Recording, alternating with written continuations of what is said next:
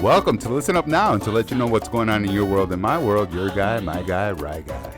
Welcome back. We have a really fantastic show ahead today, joined by our super duper guest, Terri Hogan, Executive Director of the Olney Chamber of Commerce. Thank you so much, Terri, for joining us here today. Really excited to pick your brain, learn more about the different initiatives you have going on, and just the different ways that you're getting involved in the Olney community, this community we care so much about. First off, how are you doing today? I'm doing great, thanks. Yes, and thank you for joining us. And there's not another neighborhood or community like Olney. Terri, tell me, how long have you been out here? I've lived in Olney for 34 years, and I've worked in Olney for 27. And out of that time, would you say in the last 3 years, Olney has exploded? I'd say in the last 10 years, Olney has exploded. But from the Chamber's perspective, yes, definitely over the last couple years. And I know it's been a lot of different things going through your journey in Olney here. You know, for 25 years, you've dedicated yourself to serving the community. First going with your time in journalism.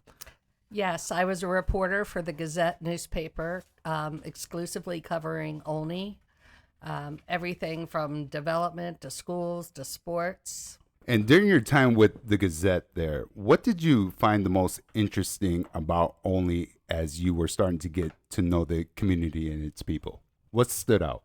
The sense of community. I was working in the Gaithersburg newsroom with all the other community newspaper desks, and it just doesn't compare to Gaithersburg or Rockville or Germantown or all those other communities. Olney really has maintained its small town sense of community. And I'm really interested. I know it was 17 years with the Olney Gazette.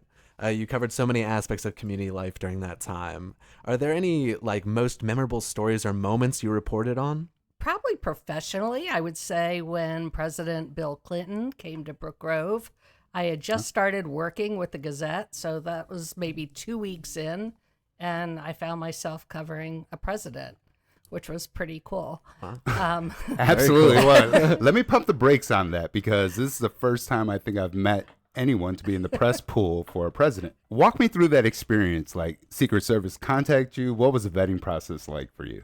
Well, it was a while back, so I don't remember all the details, but I do. My neighbor across the street was a teacher at Brook Grove, and she came over knowing I had just started working at the Gazette and said, I'm going to let you in on a little secret.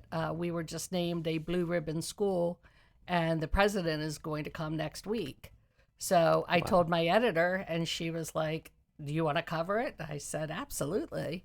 So I went there, and I did have to deal with Secret Service, and it was just a surreal experience. At that point, I had been home with my children, hadn't worked in probably 10 years or so.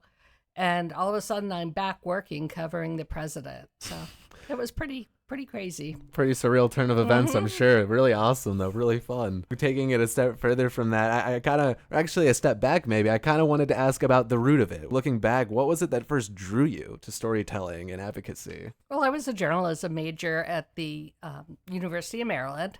So that was my professional background. And I would say I didn't want to go back to work full time. I always enjoyed reading the Gazette, following local news. And there was a part-time position opening. And that was back in 1998, I believe. And I went in for an interview, but I still had a 4-year-old at home. And I told my editor that I really wasn't ready to go back into the office full time. I needed to be flexible for my 4-year-old and my other 2 children that were in school. And we came up with a plan for me to work from home, which was pretty unique back in 1998. Right. But I convinced them that it made more sense for me to be in Olney rather than sitting at a desk in Gaithersburg. And I think that argument it made sense, and they agreed to it. Kind of pioneering the remote work we know so well now. That's really cool. And it's great that they're able to give you that flexibility so you can have a little bit of both, still, help with the family, and then also being involved in pushing forward this initiative, this advocacy, really this passion for spreading the community news. And I know that continued when you went on and eventually co-founded the Greater Olney News. Right. So the Gazette closed in June of 2015, and it happened very suddenly. We were not expecting it at all. It was very sad to think of a community without local news. And I had so many people contacting me saying, what can we do? How can we help? What is your suggestion for getting news? Yeah, I had people offering to start blogs for me and websites. Wow. And I just wasn't ready to dig in full time on some big endeavor at that point, or so I thought. Life is funny that way. But then I talked to my former editor, Judy, and she agreed that Olney, if we were to try to start something, Olney would be the perfect place to do it. So we just used our Gazette experience and gathered a few local people. We called a meeting at the Brookville Academy with only about 3 days' notice, and the room was full. I mean, there were so many people interested in starting a newspaper, and Senator Karen Montgomery was there, and she stood up and she said, we're going to have a newspaper and you are going to do it. And here we are. We actually launched, that was in June, we actually launched the what we called our special edition in September of that year. Oh, wow. So we quick pulled it turnaround. together quick. Yeah. But then COVID, I did that for about 5 years, and then COVID came, and it just became very hard to make money. Advertisers just didn't have the funds to pay for ads, which would pay my salary. So I stopped that for a while and was enjoying retirement until the following summer when I got a call from Senator Craig Zucker asking me if I had started working yet, if I had found a job. And I told him no. And he said, well, there's an opening at the Olney Chamber, and I think you would be perfect for that job. And then I just got the same call from so many different people. And I wasn't sure I was ready to take on another big job, but so many people called and told me that they thought that I would be a good fit. And I decided if I was going to take another job, that would be a fun one. And here I am 4.5 years later. Well, that's the amazing thing about community is when you support a community, they show that support back. And it seems like everyone, every step of the way has been saying, you got this, you're the right person for the job, you have the skills, you're the only person that can do it pretty much. And so that's a really awesome sort of testament to, I think, just that long-standing relationship and advocacy in the community and how it sort of ended up getting us to where we are now. And Senator Zucker is an amazing asset to this community and one of the best advocators for the community. First time I met Senator Zucker, he was ringing Salvation Army bell at the Safeway, which is now One Life. And middle of winter, he was out there, and every year he's out there. So if he says this is your calling, I think he's right on target with that. And it leads me to my next question. With your background in reporting and journalism, do you find the Chamber is now the new local newspaper for the community? I do. I mean, fortunately, we still have the Greater Olney News, but that doesn't really cover breaking news because of its production cycle being a every other week publication. So we do cover news when we can, when it pertains to the community, and especially when it pertains to our membership. Well, I want to know something that is breaking now in the Olney community. Let's use this digital platform to inform the great people in Olney, Maryland of some exciting news that the Chamber can share with us right now. Breaking news. I would say the breaking news is that we are going to have a community building right across the street from here in the former Capital One location. This is something the community has wanted for years and years. We don't have a town hall, and community groups and nonprofits rely on meeting space, and there's just not a lot of opportunities in Olney to meet. So this will not only provide community meeting space, but it will also give the Chamber a home base and some of the other organizations like GOCA and the Olney Civic Fund. Well, that's fantastic. And I know you guys have been doing a lot of work right around here, practically in our backyard, really, over across the street at the police station as well. There were some recent renovations there. The police station is something that is very important to the Chamber. The Chamber was instrumental in getting that satellite station placed here back in the mid late 90s. at that time, you have to remember that the police didn't have computers in their cars. So they had to write reports, and they would come to a call in Olney, and then they would drive back to Wheaton to do their report. And then something else would happen in Olney, and there were no police here. So the idea was, well, if we can keep them here and make it comfortable for them so they don't have to drive back and forth to Wheaton, then that benefits the police and it benefits the community with increased police presence. So that trailer was originally purchased by the chamber with donations from the community and local businesses. It has far exceeded its useful life, but at the time when that satellite station was established, it was one of, I believe, 5 or 6 throughout the county. It is the only one, to my knowledge, still remaining, and that is because of the community support. The county does help fund it, but it is really the chamber that handles the day-to-day maintenance, and we provide the officers with things they need. They will give me a wish list. Just this summer, we purchased new chairs for them, a new microwave, bottled water service, lockers for their personal belongings while they have shifts. And then thanks to 2 of our chamber members, Smet Companies and That One Painter, we were able to provide a total rehab of the exterior. It was in really bad shape, and those 2 businesses offered their services for free. The chamber paid for the materials, but it received a fresh coat of paint, power washing, staining the ramp, new stairs. It looks so much better. And the sergeant stationed at the satellite center said that it makes such a difference to them when they walk into that building and see that fresh coat of paint. So the chamber does everything we can do to support our police because that's such an important part of our community. It's no secret that crime rate is lower in Olney than in many other parts of the county. And I attribute that to the fact that we have our satellite station and our officers right in our community.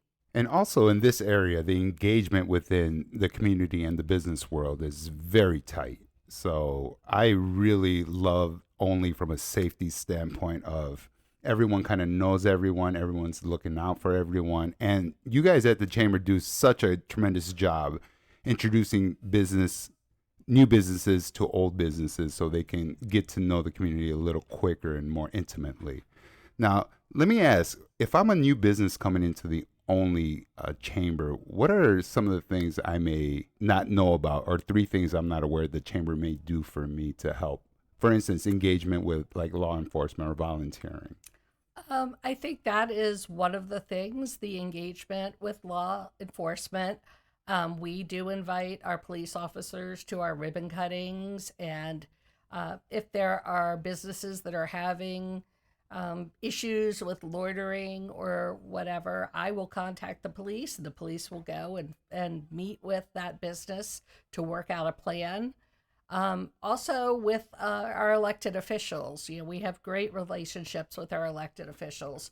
So if somebody is having a problem with their permitting or leasing or whatever, we have contacts. We have a lot of contacts throughout the county and our elected officials. And the county and the elected officials want nothing more than to see our businesses succeed. So they are always happy to help whenever they can. Another thing would be the exposure.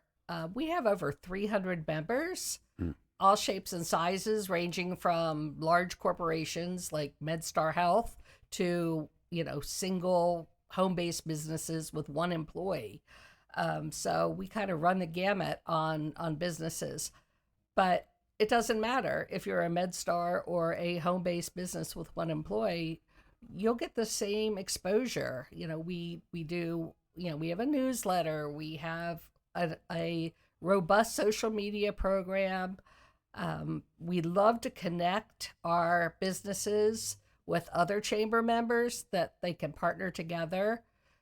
A great example of that is the Olney Theater has a show now called Red Pitch that's a soccer story, and we connected them with the Sandy Springs Soccer Club. And they formed this little partnership where, the soccer club is doing promotions and theater's doing promotions for the soccer club. So those two organizations probably would have never crossed paths if it wasn't for the chamber. And also, while we're talking about the Olney Theater, major applause, beautiful facility. It's stunning to see that sit in our backyard. We are so fortunate. I can hear when they have outdoor concerts in the summertime, I can hear them from my backyard. And I say that every time. It is just so amazing that we have this facility. I remember going there as a child, and, here I am taking my children. I can't wait till my grandchild is old enough to take in there. But we are just totally blessed. The quality of their performances is top notch. It rivals the Broadway performances I've seen. And, there's just nothing better than being home, 5 minutes after the show ends. Oh, yeah. I remember being probably like 5-6 years old, my grandmother taking me to the Olney Theater and seeing like the Nutcracker each year. That was her favorite. We'd go each year. Such a fantastic memory looking back. Maybe at the time, the 5-6-year-old me was pouting the whole time, just hoping that I got some Twizzlers as a snack. But no, really fantastic memories looking back, and really something that you take for granted. And right, guy, while we're on the subject of the Olney Theater, do we have anything else coming up on the calendar through the Olney Chamber as far as the arts, or do we have any events coming up? We have lots of events. I can't think of anything off the top of my head related to the arts, but as you know, we have monthly networking mixers. Our next one is October 30th at Lone Oak. We are doing that with Team Network, BNI of Central Maryland, and the Hispanic Chamber of Maryland. So it should be a big crowd. It's a costume theme. Costumes are optional, but there is a prize for the best costume. Okay. And that's always a great time. And Lone Oak in late October should be lovely.